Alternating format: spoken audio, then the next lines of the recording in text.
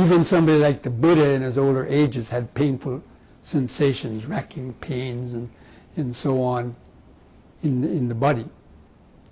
But the mind didn't suffer. The mind was able to endure and bear up those pains, but without causing it mental suffering, which is the reaction. So there's a little formula, which is, I often repeat this because it's very instructive and very exact, really, about the formula for suffering. I call it the Buddha's formula for suffering. But actually it's a mathematical formula, similar to Einstein's theory of relativity. There's the Buddhist theory of suffering. It's a mathematical formula. But actually this was come up from, came up with from a friend of mine named Shinzen Young, who was a mathematical genius when he was younger, and he was trying to figure out a mathematical formula for Nibbana. And he came up with this mathematical formula that he told me many years ago, and I like it very much, because it's really exactly to the point. So it's a formula that goes S equals P times R. Okay? So S stands for suffering, P stands for pain, and R stands for resistance. Okay? Is that clear? So let's say if you have a pain of 5 and a resistance of 5, what's your suffering? 25. And if you have a pain of 5 and a resistance of 1, what's your suffering? And if you have a pain of 5 and a resistance of 0, there you go. Buddhism in a nutshell.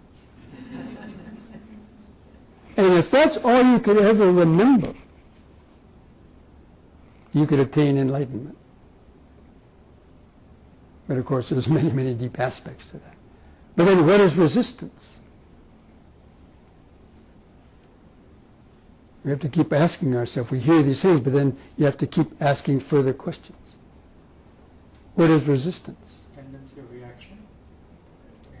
Yes, but what is the cause of that? Aversion. Yeah, but again, you have to keep going. What is the cause of aversion? What is the cause of holding? I, me, and mine. That means clinging to the idea that you yourself are some kind of absolute doer or controller and the owner of your body-mind process. So that tight clinging to the I and the desire to go on existing. Because everything comes back to that.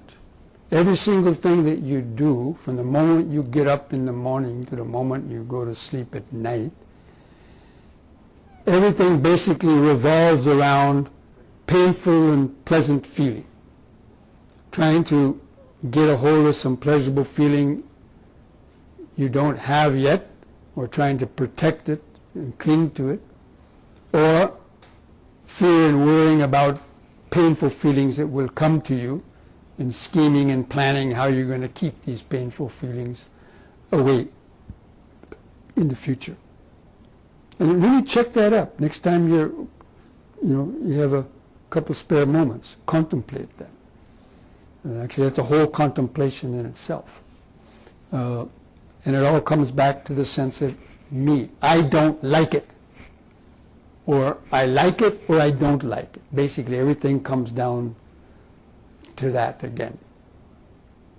Because we're all desiring pleasure, so a whole life is spent in getting away from pain and reaching some ideal of pleasure. But it's basically a futile process, because it's dependent on the external world. And we cannot change or control the external world. The only thing we can do is change or control our own thoughts. So anyway, that's the, in understanding the Four Noble Truths, it kind of, comes down to that basically formula. So the next time you're struggling with something, ask yourself, what is the resistance? Who is resisting this? Who is afraid? Who is worrying? And of course there is this sense of I, we know that, but it's an illusion that's created within the mind. The sense of I is created within the mind, by the mind, and for the mind. But it doesn't have any substantial existence apart from conditioning. And this is one of the deepest truths to be understood within in the meditation practice.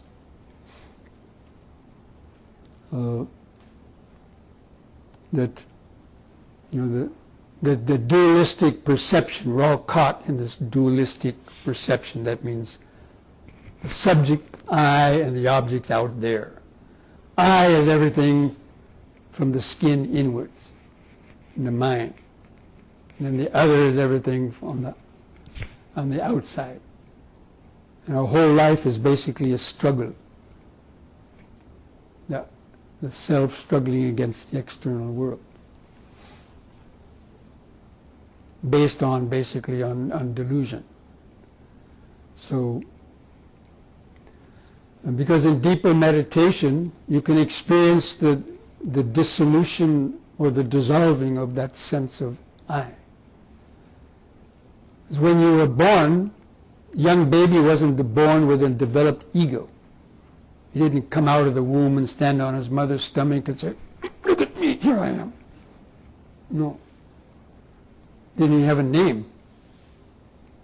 But that develops, as I said so many times, after 6 months or a year, that ego starts to gradually develop. But that's largely due to the conditioning of the parents and society, and we develop this sense of I, and then it's become overblown. And it's been, exaggerated and so on. But the main thing is knowing how this sense of self was actually created, and it's not part of the pure mind, the pure awareness. So in meditation you can experience that, and you see that it's clinging to this I that all the struggles arise. Especially with the pain, when you're sitting in meditation. Next time we meditate shortly, when you notice an itch or you notice some uncomfortable feeling, you can see that sense of the I that doesn't like it. You're trying to get rid of it. You want to scratch or itch or urge to move, because we're always trying to get rid of these painful feelings. And we're continually being pushed and bullied around by these unpleasant, uncomfortable, painful feelings that's coming from the external world, basically, or within our own body, in the case of pain, but unpleasant sounds, unpleasant visible objects, smells. We're constantly reacting with desire for or aversion against it. And it's the contemplation of that whole scenario. That's what the mind is, basically, for the average person. That's all their mind is caught up into. And is that any way to live? I mean, is that a free way of living? So anyway, these are all, kind of the bigger questions about what the Dhamma is focused on. But most people don't want to, think about the bigger picture of life because they're just so concerned with immediate gratification and so on. So So anyway, the last verse of the blessings, having realized Nibbana, the freedom from suffering, and it's when the mind is untouched by the worldly states, sorrowless, stainless, and secure. That is the highest blessing. That means when you can just sit, be grounded in the present moment, and so many unpleasant stimulations and other things may be whirling around, but the mind is resting in its self, in its own nature. It's what's called the deathless state. It's no longer being agitated, and it's not affected by any of the things that may be happening around one. That is the highest blessing. But we can see that that doesn't just come out of nowhere. It comes because of all of the previous types of blessings that we've been cultivating. And whatever practice that you're doing now is going to carry over into the future to continue accumulating these types of blessings or merit in your life. So I think that may be enough for this Dhamma talk, but I want to open it up, and if any of you have any questions about any of the things that we might have been discussing, feel free to raise your hand and ask a question. Yes? How would you explain Nirvana is not part of duality? It's like deathless, like samsara and nirvana. Like generally, it also seems like a duality. Okay, this is this side of the world, nirvana is the other side where you are free from all the suffering, a blissful life. But I understand out Buddhism is like it's not part of duality. It's beyond duality. So how do you explain that? I'll explain it as the Buddha himself explained it. That, nirvana means the end of craving. Exactly what that formula stated. It's not some state after death. It's a state here and now. It's the mind free from craving. Even though you're in the midst of sights, sounds, smells, tastes, touches, and feelings that are coming and going, the mind is not being affected by that, is resting in that kind of present moment where the ego and the sense of self isn't discriminating and getting caught up in the likes and dislikes, and it's experiencing that subtle vibration of the present moment that's underneath all of the chaos and confusion and pain of what's going on around it. And that's here and now. It's not after death. It's here and now. The Arahant, there's two types of nirvana. Where the Arahant is still living, the enlightened person is still living and still has his senses, still has the aggregates, but there's no craving. It's the same world. The person next to him might be, suffering, insects biting them and loud noises and fighting and struggling, but that's in that person's mind. They're in hell at that time. So heaven and hell are also basically creations of our mind. In that way of the kind of discriminations, but so Nibbana is that's the way the Buddha himself defined it. That's the actual meaning of the two words, nirvana. Vana meant a word in Sanskrit or Pali meaning craving or desire, and nir is a word to extinguish. So it doesn't mean the extinguishing of consciousness and you become an empty vegetable or whatever people might imagine. They've tried to misinterpret these words to call it an annihilation or so many negative terms, but they're overreaching what the Buddha actually taught.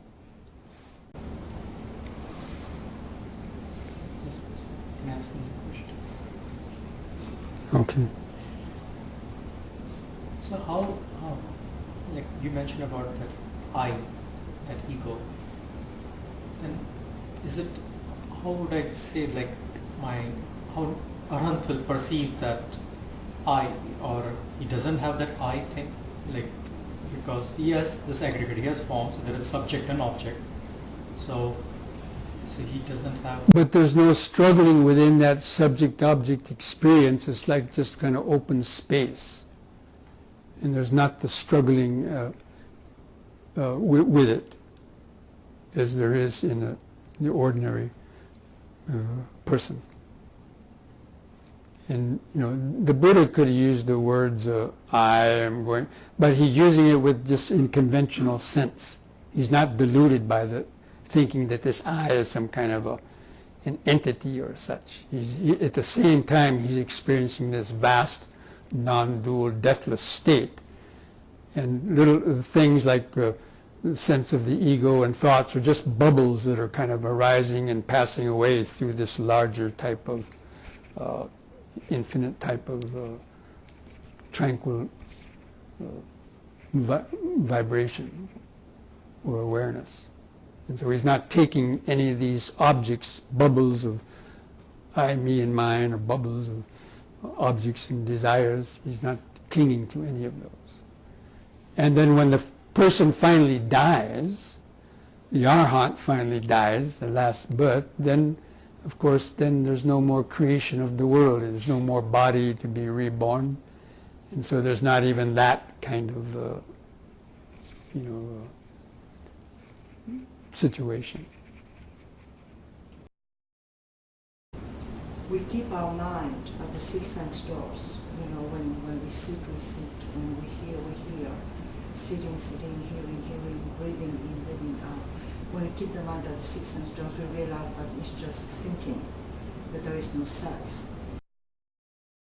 Yes, I mean, tuning in to the present moment, and when, we might give instructions about, okay, just be aware of sitting. It's not like I am sitting. It's just sitting. There is sitting. There's sensations of sitting. And we know it's sitting, even that is a thought, but at least that's kind of the bare bones, thought. And then there's hearing, a sound is heard. You don't say, I am hearing an object. So there's just the bare phenomenon of feeling, hearing, smelling, seeing, tasting, touching. But there's no I that's doing those things, and there's no object that you could get attached to. There's just seeing, hearing, smelling, tasting, thinking, feeling, as just moments of consciousness arising and passing away. In fact, that is a sutta. The Buddha gave another discourse called the All, Sabha Sutta. So he was talking to all these monks, and he said, monks, I'll teach you the All. Oh, really? Okay, we're listening. And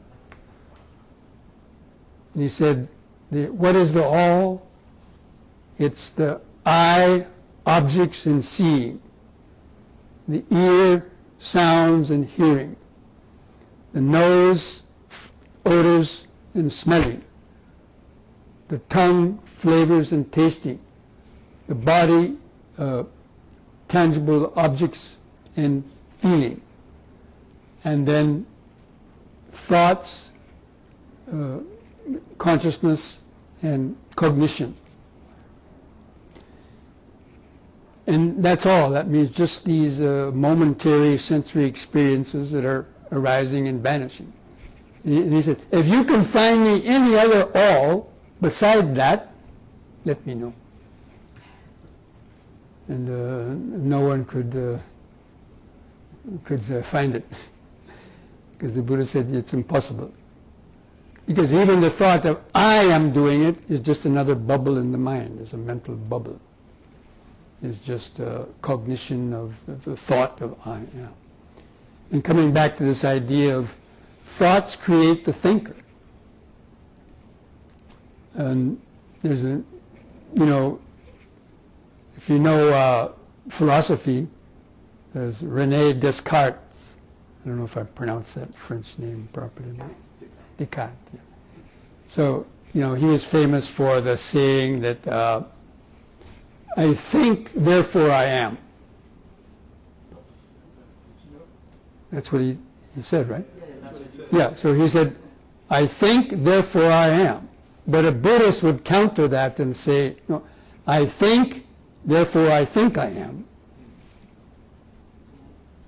So he's thinking just because he has the ability to think, he's some kind of a permanent entity or a self.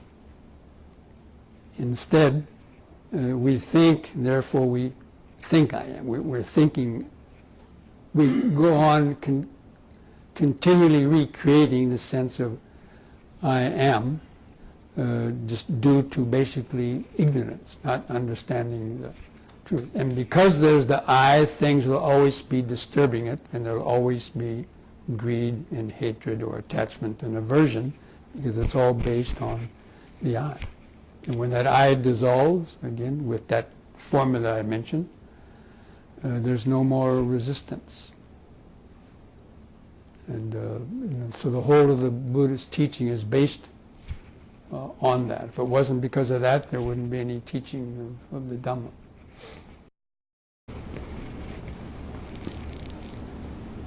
Yes?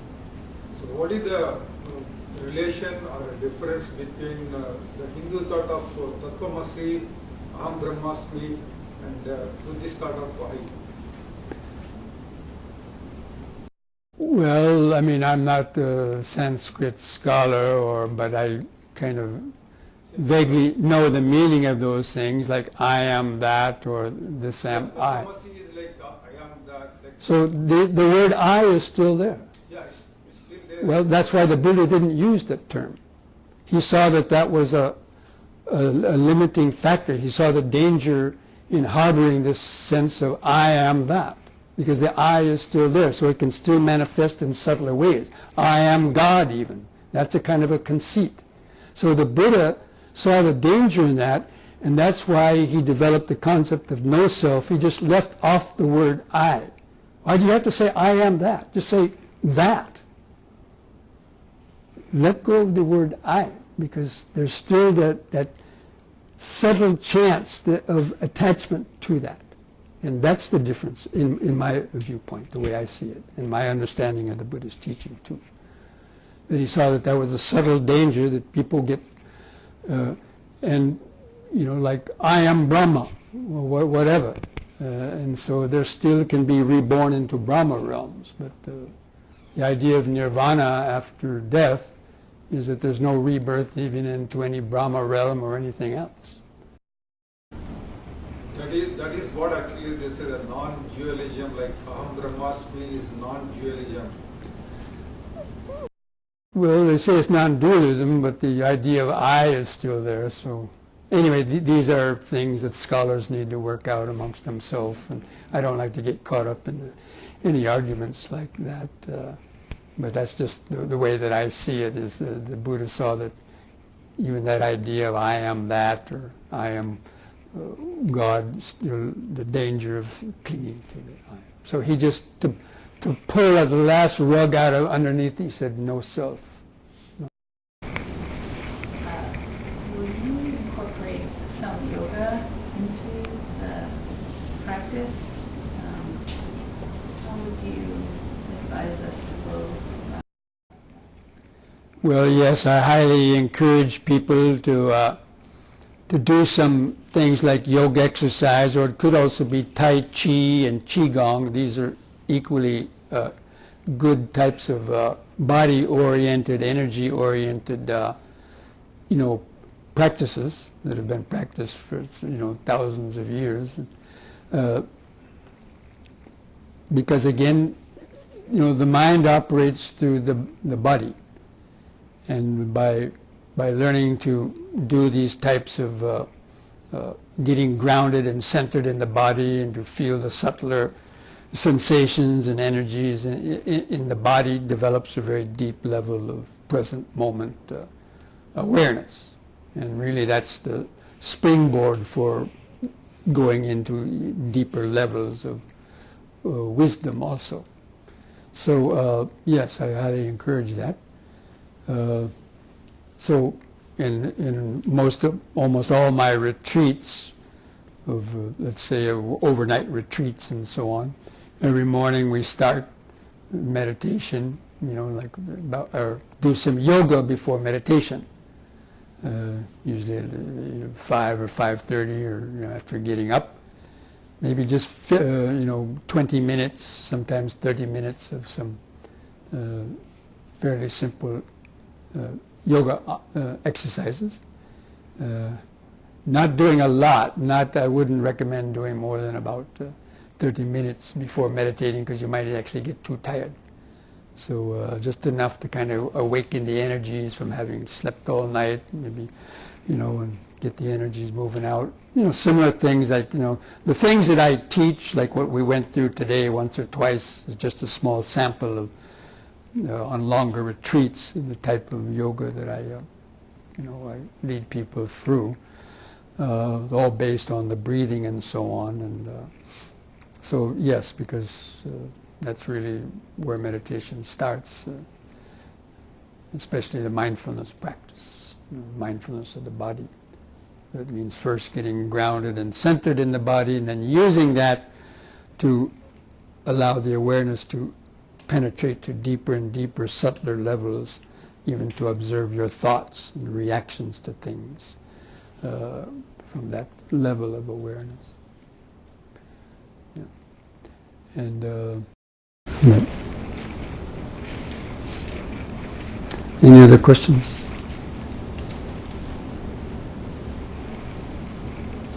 Yes. So you mentioned that mind is it like, when you say mind is brain, like past nervous system? And well, no, the mind is more than the brain. Now, scientists like to say that the mind is produced by the brain, but from the Buddhist psychology, we understand that consciousness. So there's different aspects of the mind. When you say mind, it includes the thinking process, the memory, and all the mental activities, but that's not part of consciousness. Consciousness is the knowing faculty, is the pure knowing faculty. That's aware of our thoughts and feelings and emotions, and even it's aware of our thought of I. But the consciousness itself is not part of the sort of, well, it's conditioned consciousness. There's many facets of consciousness. It's too complex to. So there's consciousness, then there's the content of consciousness, which means the things that we hear, see, taste, smell, touch, our thoughts, fears, anxieties, worries, emotions. These are all the content of consciousness. If you can imagine, consciousness is like a bubble, and within that consciousness are all the different types of emotions, mental states, thoughts, and everything else. And those are the things that we're aware of. But when all those things subside, all what's left is just the pure awareness without all this other content. When you attain samadhi, when you attain a deep level of mental tranquility, it's like a glass of water. If you have a muddy glass of water, let's say you scooped out some water from the gutter or from a dirty pond, and then you set it down there, and the average person might think, who never saw clear water, they think the water is brown. But when you leave the water there long enough, without shaking the table or the wind blowing, the sediment in the water starts to settle down to the bottom, and the water becomes clear. So that's like the nature of our consciousness. In a disturbed state, when we're all excited, neurotic, we can't really see anything clearly. And that's like all these particles of mud in the water. But when it calms down, then you see that that's not the real mind. That's, when you experience the tranquility of pure awareness, then you understand that the difference between our disturbed consciousness and the pure nature of consciousness.